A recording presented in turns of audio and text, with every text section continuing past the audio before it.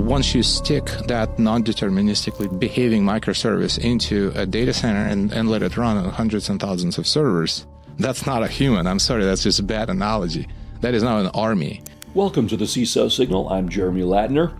If you enjoy true cybercrime investigative deep dives, please take a moment right now to like, share, and subscribe. It really helps us grow the show and reach other cybersecurity leaders. On this episode, we travel back to September 2025. Artificial intelligence is no longer a debate. It is now part of our infrastructure.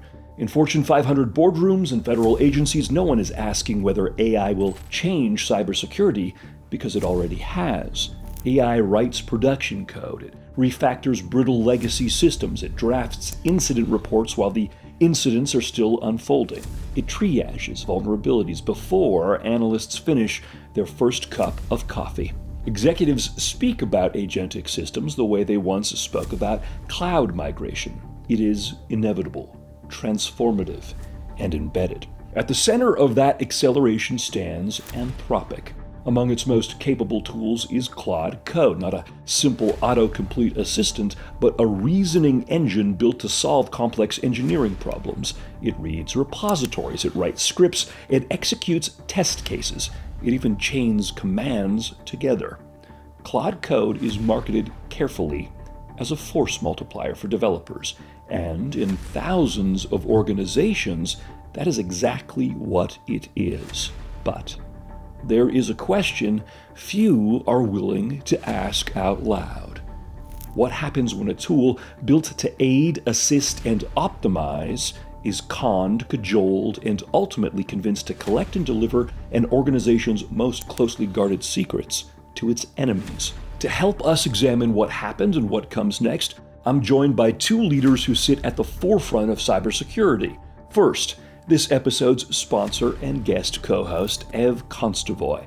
Ev is the co-founder and CEO of Teleport. Teleport is an infrastructure identity company that helps organizations control and audit who and what can reach critical systems, replacing standing credentials with short-lived governed access built for modern infrastructure and autonomous workflows. And joining Ev and I is our guest CISO co-host, Marius Poskus, Global CISO at Global Financial Services and founder of EMP Cybersecurity Services.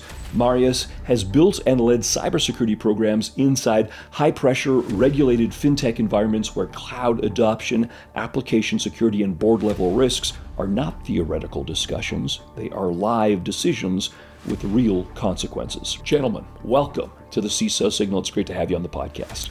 Jeremy, thank you for having us. Thank you for having us. Excellent. Let's begin the investigation. Absolutely. Let's dive right in. Yes, indeed. We are in the midst of a ceaseless war. Not of bombs or bullets, but of breaches, firewalls, and silent incursions. The targets? Our borders, our banks, our commerce, and the critical infrastructure that underpins a free civilization. The enemy is cloaked in code, fueled by greed, glory, and a desire for chaos. This is the story of the unseen protectors, the nameless generals, the CISOs, Chief Information Security Officers. They are the guardians at the gate, the watchers on the wall, ever vigilant and always listening for the CISO signal. Act 1. The Persuasion. September 18th, somewhere inside a quiet monitoring room, an engineer scrolls through overnight telemetry. Most of it is routine, structured prompts, development sessions, expected noise. But then, something stops him. One account issues prompts in tight succession. That alone is normal, of course, but the recursion runs deeper than expected. The same problem appears again and again, refined, redeployed, and sharpened. It does not feel like experimentation. It feels deliberate. Ev, in legacy espionage attacks, humans typically do the work. But in this case, it was a little bit different in that it appears that the work was largely delegated for the first time to non-humans.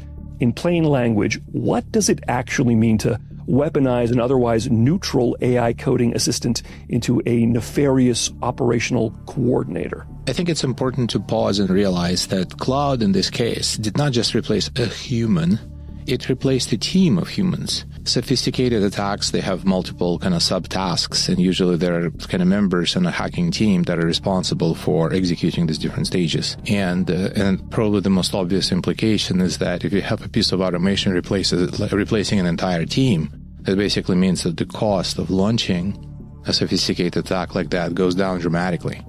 And in practical terms, what this means is that essentially you have a reasoning, non-deterministically behaving automation driven by an LLM, executing some planning tasks, then launching tools, actually doing the work, then observing results, and then repeating it again, so kind of executing in a loop autonomously. The engineer tags the session. 10 minutes later, he opens it again, and the sequence runs longer than expected. Requests chain together in recursive loops, scripts generate and execute in rapid succession, not the uneven rhythm of a human testing ideas, but a compressed, relentless iteration. Thousands of structured prompts flow through a handful of accounts. The model is not being asked to explain, it is being asked to act. It maps network environments, it generates reconnaissance routines, it refines exploit logic. Usually you would deal with this kind of trade-off, deterministic versus fast. So human hackers, they're obviously non-deterministically behaving creatures, very smart, very creative, but they're slow. Okay, but then if you employ an automation for hacking, like for example, all the automatic like port scanning tools, for example, so they're actually doing one thing in that sense. They're dumb, but they're extremely fast. So they could just do kind of millions of different things per second. In this case, we actually have this really scary fusion of both. So you have planning non-deterministic behavior multiplied by incredible speed. So yes, it's quite a concern. At first glance, it could be a red team simulation, the kind designed to test resilience, but the cadence is wrong. The automation exceeds human limits. Commands are issued, evaluated, modified, and then redeployed, sometimes in fractions of a second. Feedback loops are too tight for fatigue, too clean for improvisation. The model is not merely responding, it is planning, and it is learning. Marius, if you learned that a state actor ran large parts of an espionage campaign through an AI tool, what do you think is the first defensive assumption you would immediately stop trusting? As you say, large scale is scary, and nowadays things are evolving very fast. So identity is becoming a big problem. We've been talking a lot about this. When you took a sort of normal approach, I think the recent data suggests that for every human identity, you have about 80 non-human identities within an enterprise. Discovering what those identities have access to and be able to manage them is a real risk and problem. When we're talking about AI and Gen AI, and especially now agentic frameworks, they usually leverage identities in some way, but they do it at scale and at speed, and that's where the real risk comes to play. So we see sort of a speed of this agentic AI adoption without people understanding the risks that they face and the dangers that comes with it. Recent examples with Claudebot, Moldbot, I think the founder himself said that these tools are not for non-technical people. To secure them requires a lot of knowledge and expertise, and I think we are moving into a space where people are experimenting without understanding the risks that they are assuming. Anthropic's threat intelligence team begins correlating signals. The activity is clearly coordinated. The targets are not hobby projects. They span industries like technology providers, financial institutions, chemical manufacturers, and even government networks. More than 30 organizations will eventually be associated with the activity, according to public reporting summarized by multiple cybersecurity outlets. The accounts are linked to what investigators designate GTG-1002, a threat cluster not previously known for AI-centric operations. Investigators later state the campaign bears hallmarks consistent with state-aligned espionage tradecraft. Several analysts suggest possible ties to Chinese state interests. No public indictment accompanies the disclosure. Beijing denies involvement, and attribution remains assessed but not proven. Intent is shrouded in uncertainty. Ev, when execution is delegated to agents and workflows instead of people, what do you think is the identity threat that most organizations are underestimating or may not even realize they've created? I would maybe summarize it down to anonymity and fragmentation. Obviously, I don't have some hard industry data, but I do have hundreds and hundreds of kind of anecdotal conversations with pretty large organizations under my belt. And my observation is that majority of those non-human identities don't even exist. What I mean by that is like you might have a server or a database or an entire environment that is basically unaccounted for. Sure, people have inventory files, they kind of keep track of like, this is my infrastructure, but they not issue identities to them. Like they don't proactively manage identities of machines, identities of workloads, identities of databases, identities of Kubernetes clusters. So basically, trust and first use continues to be basically the norm in a lot of organizations. And that creates basically a situation of anonymity. The prompts are not blunt attempts to bypass safeguards. They reframe. Reconnaissance becomes infrastructure validation. Credential testing becomes authentication resilience assessment. Exploit development becomes compliance review. The language is precise enough to pass inspection and ambiguous enough to redirect purpose. This is not malware exploiting a flaw. This is social engineering aimed at artificial intelligence. And the AI accepts the premise. So then if you have an AI, if you have an AI agent, like a malicious AI agent, like in this case, on your infrastructure, so you actually don't really know what this thing will do and what accounts it will try to use. Forget about hacking for a second. If you are deploying your own AI into your own infrastructure, don't you want to contain it? Adoption of AI into production and cybersecurity threats associated with it are forcing organizations to start taking non-human identity seriously. A lot of them have not done that work. There is a lot of anonymity. That's my first point. And the second point is on fragmentation. If you fragment identity, you're essentially destroying it. And fragmentation now is unfortunately the norm. You have one vendor managing identities of your engineers, your humans, another vendor managing identities of, like servers, like certificates or something, another vendor managing database identities, and then you have cloud entitlement management, there's something in the cloud. So if you created these silos of different identities, they don't talk to each other.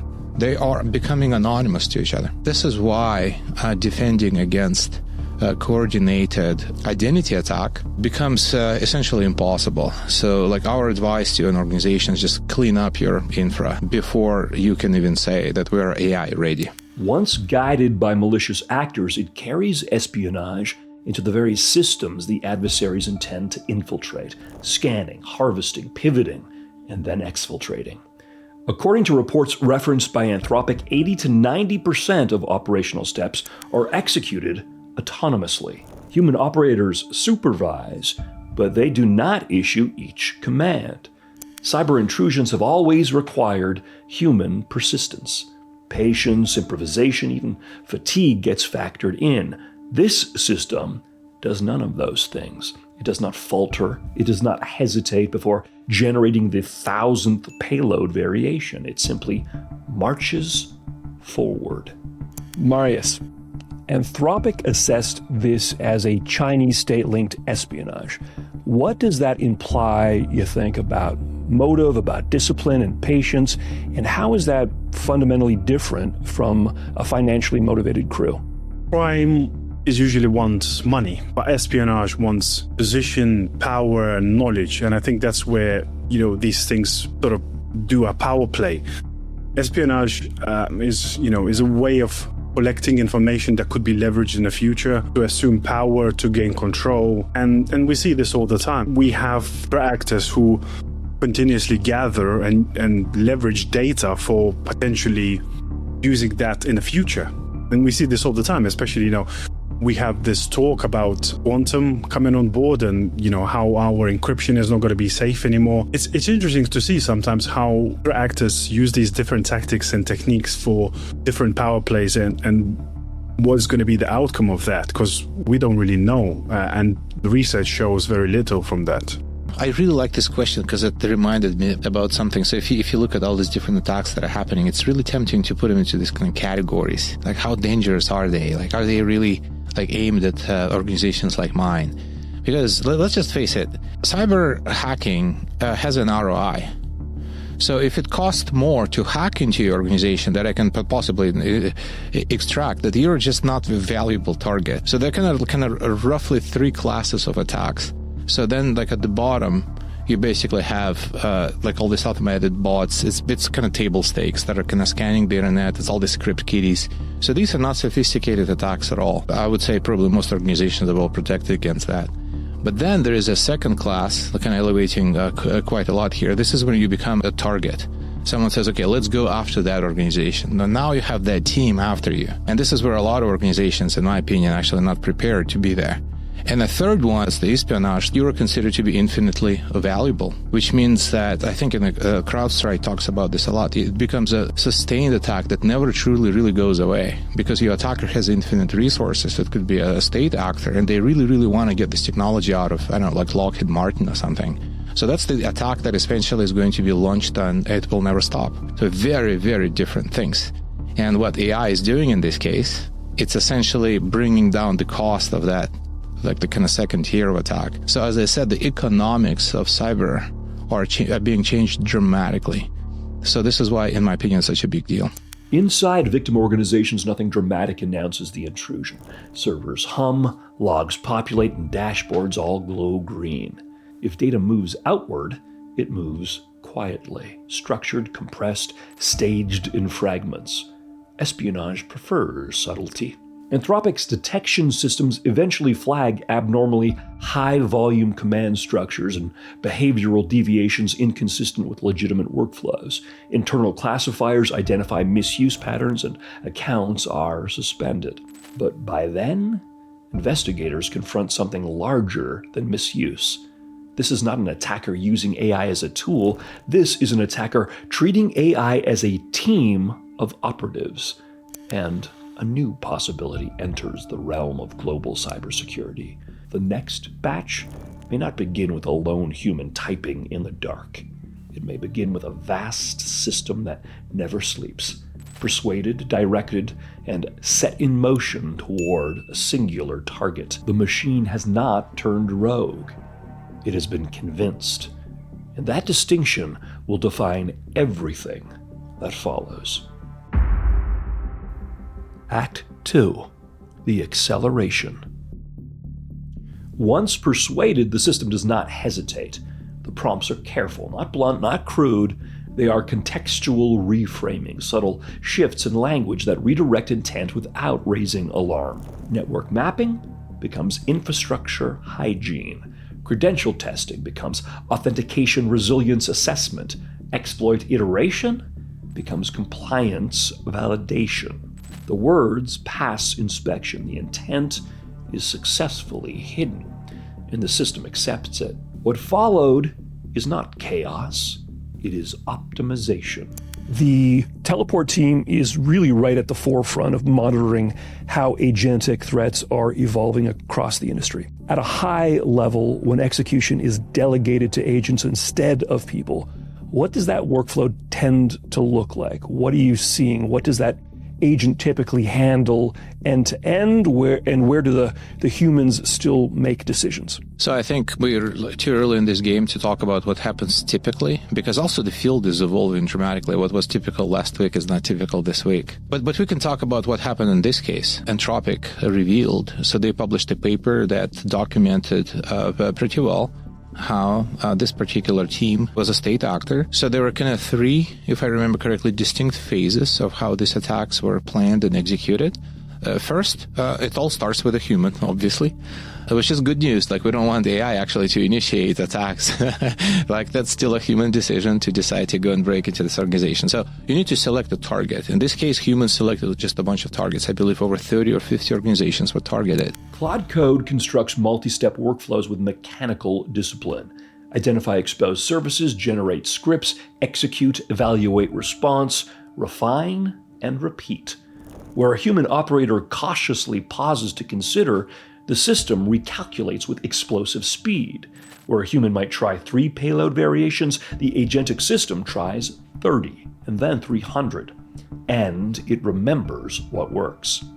Session memory tracks environmental feedback, which ports respond, which authentication flows reveal subtle delays, which error messages hint at misconfiguration.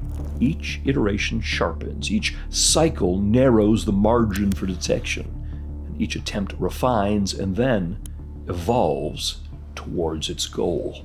So then AI that took over, and it began kind of probing the networks, probing kind of exposed endpoints, trying to find vulnerabilities. So that was done fully automatically as well. So then the humans come back after that stage and review the results. So they try then to focus the next stage in the attack on targets that they evaluate as being more, I guess it's, again, probably ROI calculation as well. So then they would direct AI again, just, okay, let's go get into these. And some organizations were breached, that they did not reveal how many, we don't know the names. Then once these AI agents got inside, they started gathering information internally. That's basically the next step. Again, Anthropic did not provide much result, but I could imagine that if an AI agent, for example, was able to impersonate an employee, they were probably sitting in like Slack chats, reading emails, scanning internal networks, harvesting credentials anywhere they could find them, configuration files, all of this information. So then it was handed off to the next step in attack where all of this information was summarized using AI as well. And all of the summaries were then handed off again to human actors. You see, it was this kind of combination, human AI. The most valuable insights were identified, and then the extraction, the data exfiltration step followed, which was again performed by AI fully automatically. Across dozens of organizations, the pattern replicates. Reconnaissance does not resemble a scanning storm, it resembles auditing. Commands are syntactically clean, scripts are logically structured. The activity blends into legitimate development workflows. That is what makes it so incredibly dangerous. Traditional intrusion detection hunts aggression, malformed packets, brute force spikes, anomalous binaries. Here, the commands are well formed, the logic is coherent, even lateral movement unfolds methodically. Harvested credentials tested against adjacent systems, privilege boundaries probed with patience that feels cold, clinical. Not every target is fully compromised. Public reporting does not confirm uniform outcomes, but sensitive environments are reached, data is staged, and in some cases, information is exfiltrated. The full scope remains partially undisclosed because espionage rarely publishes receipts. Marius, in practical terms, what breaks in detection when attackers stop clicking through environments and start orchestrating them through agents? I think, first of all, you stop hunting hands and you start hunting patterns. I think in not so distant history, we have discovered a thing called user entity behavior analytics, which was all about human identities. I think we're probably looking in a world where we're going to move to determining sort of behavioral baselines for agents. We're going to develop patterns and detect anomalies and think about what are the pattern baselines of these agentic workflows, how we can set up session boundaries, and create step-up controls, how we can have enough logging that supports investigation. But I think the way how we're going to determine that is through building patterns and doing anomaly sort of investigation where agent steps out of line, out of normal behavior, normal pattern, and we can have ways to investigate and determine whether there's something fishy going on, shall we say. On October 3rd, internal logs from an organization referenced in reporting but not publicly named show a compressed outbound transfer initiated minutes after an outbound credential refinement cycle completes. Payload is modest, the destination unfamiliar. The session lasts under 90 seconds. It is not a data dump, it is proof of access, and proof is often enough. What distinguishes this campaign is not only autonomy, it is speed. Tasks that once took weeks condense into cycles of minutes. Iteration velocity alters exposure windows. Defenders are no longer racing a human adversary constrained by fatigue or shift changes. They are racing recursion.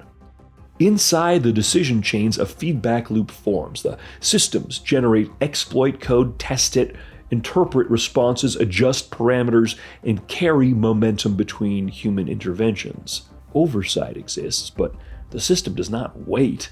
Autonomy changes the math. In traditional operations, operators juggle multiple victims manually, attention fragments, errors creep in, and infrastructure is reused, while patterns emerge. Here, automation reduces friction. It allows scale without human sloppiness.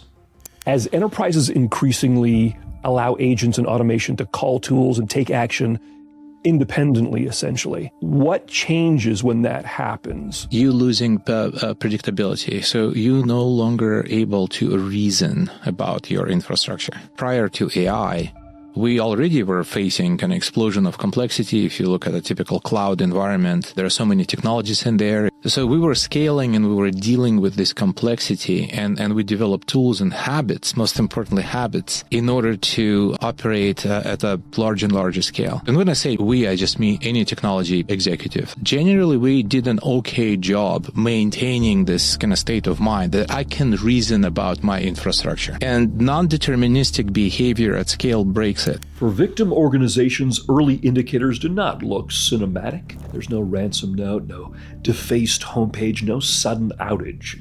Instead, authentication attempts that almost look legitimate. Internal accounts behaving slightly outside normal cadence, scripts executing that no one remembers authoring or authorizing. Normal operations continue, boards meet, markets open, and developers push out code. But somewhere inside the system, iteration continues. So essentially, if you start deploying AI agents into production today at scale, it actually kind of feels like your team of engineers suddenly quadrupled or got 10x bigger like overnight. That is effectively what is happening when you're deploying even a single non-deterministically behaving microservice. So now, like, think about applying a policy to a team of people. The single agent is not simulating a human. It has a potential to do as much work as a team of people can do. So it could do things much, much, much faster.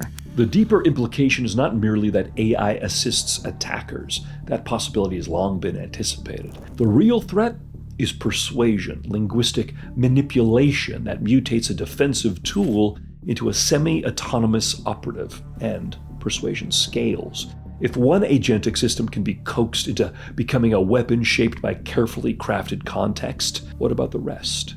How many organizations have integrated AI copilots into workflows without modeling adversarial prompt manipulation as a primary threat vector? The boundary between AI tool and AI threat actor can be shattered with shocking speed. Some have characterized this incident as espionage, and there's a little doubt that agentic execution will become a tool of nation-state actors going forward. From your perspective, what does delegating execution to agents do to the economics of those operations, and why does that change the volume and persistence defenders should expect? So if you're a high target organization, like for example, like a 3-letter government agency, you wouldn't even be in business if you couldn't defend yourself against this sustained, sophisticated attacks by state actors. So for those organizations, I would make a claim that like the emergence of AI doesn't move the needle that much. Okay, it will double, it will triple the volume, but doubling and tripling is not scary. It's really scary when it goes exponentially. Instead, what's going to happen is that in the most of the world, the attackers historically didn't care about much because ROI wasn't there. Recruiting, retaining, developing, and deploying a team of hackers onto a target is expensive. So now that expense goes down to, let's just say 0. Even a teenager, like a 13-year-old, can now be as dangerous and as damaging as a cyber gang from just like 5 years ago. By the time detection mechanisms begin correlating unusual command density and behavioral anomalies, the campaign has already demonstrated proof. A machine can be socially engineered, not exploited, convinced. And once convinced, it moves at a tempo no human adversary can match. The acceleration is no longer theoretical. It is now operational.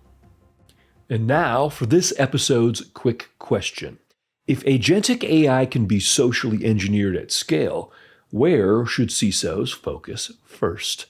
A. Hardening model guardrails and prompt injection defenses. B. Restricting AI systems' access to sensitive credentials and infrastructure. Or C. expanding telemetry and behavioral monitoring around AI workflows? Drop your answer in the comments below. And now, back to the investigation. Act 3. The Threshold. It's November 13th, 2025, and Anthropic steps into the light. The announcement is not a marketing update, it reads like a warning. The company discloses it has disrupted what it calls the first publicly known large-scale AI-orchestrated cyber espionage campaign. The threat cluster has a name, GTG-1002. Accounts linked to the activity are suspended, affected organizations are notified, and law enforcement is engaged. For most of the world, this is the first time AI-orchestrated espionage appears in an official disclosure. Inside security teams, the reaction is quieter, but heavier. Marius, this case has a constraint. The victims were never publicly named. And as a security leader, how do you act on credible but incomplete warnings when the decisions you make carry real costs? We always, as leaders, we don't get really certainty. We always work with probabilities. And, whether we're talking about risks, whether we are presenting to the board, we never are, fully certain of the numbers. It's a play and a story and the way we have to connect the dots. And, I've been talking a lot about this in recent kind of leadership. I think the biggest problems that we face, especially when we are thrust in that position, as leaders, is most of us came through a fairly technical route. And all of a sudden you are facing the business and talking about risks and potential threats that we're going to face in the near future. This is not a zero-day patched and forgotten. It's not ransomware infrastructure seized in a coordinated takedown. There is no public arrest, no perp walk, no cryptocurrency wallet seized on camera. No flaw in code was exploited here. The machine was persuaded to turn against its purpose, its prime directive. Anthropic details how misuse detection systems identified abnormal command density and behavioral patterns inconsistent with legitimate development activity. Internal classifiers flag coordinated automation rather than organic coding sessions. Telemetry, the system's own memory of what it was asked to do, that becomes the evidence trail. But telemetry is retrospective. The harder question hovers over every boardroom, every security operations center. What has already been taken? And you need to translate that going from vulnerabilities to misconfigurations to actual business outcomes so that people can understand where this investment is needed, where are the biggest threats, and how we can prevent that from materializing. Just to add what I've talked previously, I worked in businesses where we went so far to talk about how we're going to build a cyber defense, and we're going to build it up to certain threat sophistication level. So we're going to protect against script kiddies, we're going to protect against cybercrime, we're not going to border against nation states because we don't have infinite budget to work up to that. Public reporting does not provide a full inventory. Sensitive environments were targeted. Some data was staged, some information exfiltrated. The full scope remains unknown. Espionage rarely publishes receipts. Attribution remains assessed rather than judiciously proven. Analysts note hallmarks consistent with state-aligned Chinese operations, but Chinese officials deny involvement, of course. No indictment accompanies the disclosure. In geopolitics, ambiguity is often strategic. For weeks after the announcement, security leaders begin to recalibrate risk models. Agentic systems that were once positioned as pure productivity accelerators now belong in a new threat model category. Turns out that malicious context is as dangerous as malicious code.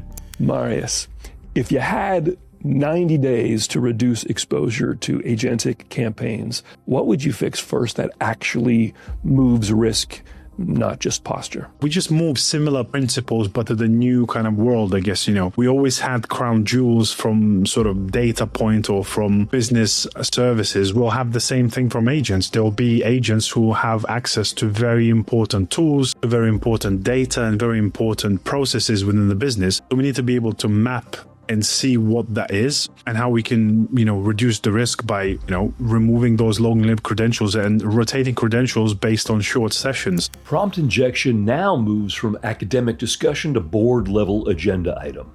Regulators debate guardrail standards. Can safeguards be hardened against contextual manipulation? Should high-capability models require additional monitoring thresholds? Which logging practices are sufficient to reconstruct AI decision chains in future incidents? Behind these debates, a new anxiety begins to grow. If persuasion can redirect one model, it can redirect others. And persuasion requires no sophisticated infrastructure. It only requires intent and language. Can you describe what good looks like in an organization that's actually ready for autonomous systems and autonomous abuse? In an ideal world, you want to have infrastructure that's completely clean. There are no users, no human involvement, no roles, no groups, no nothing. But then humans are needed, though, when you need to make a change. Let's just say I need to deploy new code, or I don't know, just reconfigure something, provision new infrastructure. Like it's a privileged operation. So now you need to bring human in, but how can you do that? Because there are no accounts, no roles, no groups, no nothing. Okay, so you begin by creating a digital ticket, like the artifact of work. And all organizations already have a ticketing system, right? So now you have a unit of work that has a description of what needs to get done. Within organizations that have integrated AI assistance deeply into their workflows, a new category of risk begins to emerge: trusted automation. Systems that once held repositories and credentials and cloud access in the name of efficiency must now be treated as potential intermediaries. The boundary between tool and threat actor thins. Now you start asking yourself, who will be involved in working on this ticket? Oh, let's pick Ev. Ev is an engineer, so we're going to assign Ev to that ticket, which is also normal. Everyone does that already. So what you're basically doing, you're taking my identity and assigning it to that ticket. So let's kind of bring cybersecurity jargon in this. But I'm not going to do it by myself manually. I'm not going to physically walk into a data center. I'm going to use internet. I have a laptop for that. Okay, so you need to add identity of a laptop to that ticket as well. See, now you're basically saying that to work on this ticket, an engineer from this company needs to have that particular laptop, not just a company-issued laptop, but that particular laptop. I assign that to that ticket. And then, okay, I have me and my laptop. Autonomy changes exposure. Human adversaries can be profiled. They make mistakes, they sleep. A recursive system does none of that. But then, I'm probably going to use some kind of automation, maybe Jenkins or GitLab, some kind of CI/CD pipeline system, because that thing will be doing deployments. That thing needs access and privileges and credentials. So you assign identity of your Jenkins to that ticket, right? Then you need to decide which environment we're going to be deploying in. So you pick an identity of that environment, identity of this, the databases that will be involved and whatnot assigned to that as well. Then you figure out what privileges do we all need to complete this work. And you're going to, sprinkle privileges on top. And then you handed it off to your infrastructure. It scales testing, it iterates without ego. It does not grow impatient. It searches solution spaces with mechanical persistence. And infrastructure creates all these privileges on the fly. I come in as an engineer to do the deployment or provisioning or whatever. I don't need to log into anything because in a trusted environment where there is no anonymity, all the systems already know who I am. I do the deployment, then I close the ticket, and guess what? Everything gets wiped, and you go back to a clean state. See, in this system, the privileges are assigned to work. This is how they become automatically on demand. Credentials are not even in the picture. So, it's all governed using biometrics, TPMs, and HSMs, which is, again, it's technology we already have, and it's not that difficult to leverage. Now, in a system like this, bringing AI, it's a much, much simpler proposition. It just becomes yet another identity. That's the ideal state that we're advocating, that we're popularizing. Obviously, we're enabling it with our technology. That is the future. When weaponized by malicious actors, it carries espionage into the very systems the attackers intend to infiltrate, harvesting secrets, mapping access, pivoting unseen, and leaving no obvious trace behind. The GTG-1002 campaign does not end with cinematic collapse. There is no dramatic takedown. Accounts are disabled, the report is published, the industry absorbs the shock. But something irreversible has occurred. Never before has a machine built to serve us been persuaded to spy for others, to map, extract, and slip away with the secrets we trusted it to guard, not as a novelty, as an operational model. somewhere, other threat actors read the same disclosures, study the same guardrails, map the same behavioral thresholds.